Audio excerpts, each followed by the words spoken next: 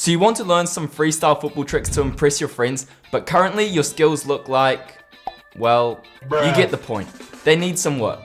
You see these young kids on Instagram doing crazy skills, but you're struggling to even land a simple around the world. You've tried YouTube tutorials, Instagram videos, and maybe even TikToks, yet nothing seems to work.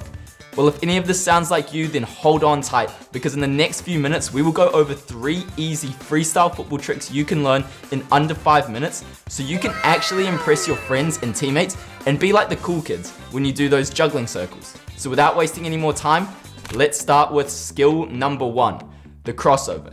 Here you're gonna start by juggling the ball and kicking it up with your weaker foot.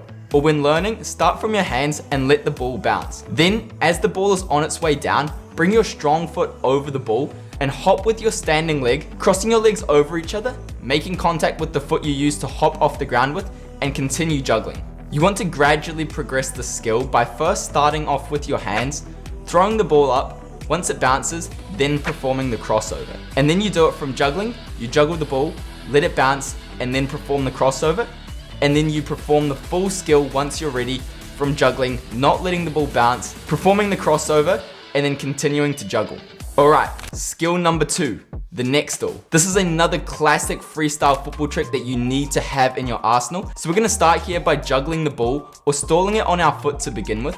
Or when learning, you really want to throw from your hands or just place the ball on your neck to get the feeling of what it's like to stall the ball on your neck. And the main thing you want to do here is really create a pocket with your upper back and neck area, as well as your shoulders, for the ball to just sit in there. This is super important because if you have a rounded upper back or neck, the ball will just roll off and you won't be able to land the trick. You really need to create that little pocket with your neck and upper back to be able to land the trick. So once you've got that feeling, you want to flip the ball up to your head or throw it up with your hands to begin with and really focus on landing it in that pocket that you've created for the ball.